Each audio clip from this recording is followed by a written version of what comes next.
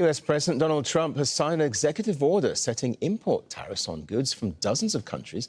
Canadian goods not covered by the current free trade agreement have been slapped with 35% levies, with Ottawa blamed for what the White House is calling inaction on trade negotiations. Well, a deal has already been reached with South Korea, which will see a 15% tariff on its exports to the US. Meanwhile, Mexico has received a 90-day reprieve from 30% tariffs. Some countries like Brazil are facing up to 50% levies. Well, Heidi, Zhou-Castro is live in Washington, D.C. for us now. So, Heidi, tell us more about these tariffs on Canada. Yeah, Carrie, this is Trump's threat made good now with his signature in this executive order, which does indeed increase the amount of tariffs from 25% to 35%.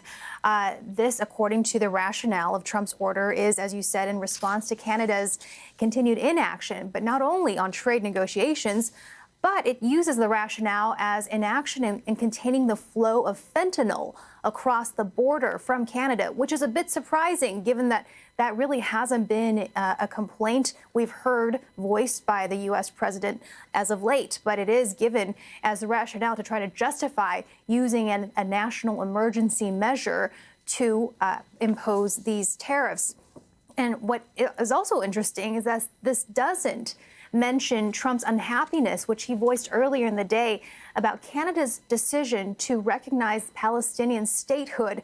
Trump originally said that would make it difficult for a trade deal to be negotiated between these two countries today. And we're seeing now, again, that tariff now increased for Canadian goods from 25 to 35%. Now contrast that to Mexico, which is the U.S.'s biggest trade partner.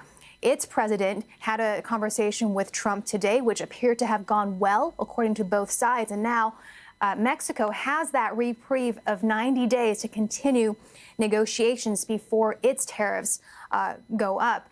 But it is important to point out that the trade between all three countries, Canada, the U.S., and Mexico, the majority of, is protected under a pre-existing trade deal negotiated actually by Trump during his first term, and those goods will be not impacted by these new tariffs. And Heidi, this latest executive order also impacts other countries, doesn't it? I mean, what should they be expecting?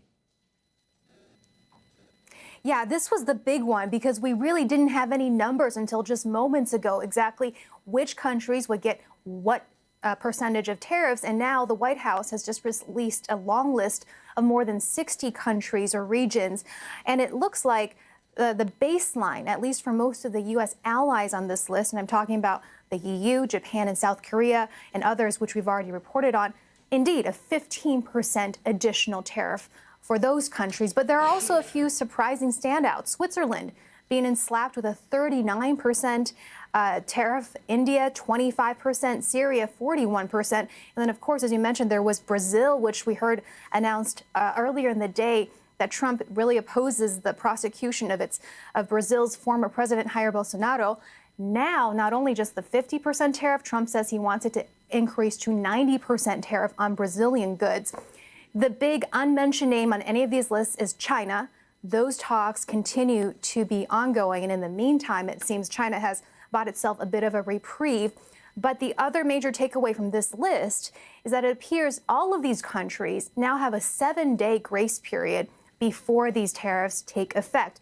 Previously, we thought they would take effect midnight tonight, which sure would have made it difficult given that these numbers are just being published for the first time at this moment. But now it appears that it will be 7 days from now, August 7th, when these universal tariffs kick in. With that latest update for us there, Heidi, thank you.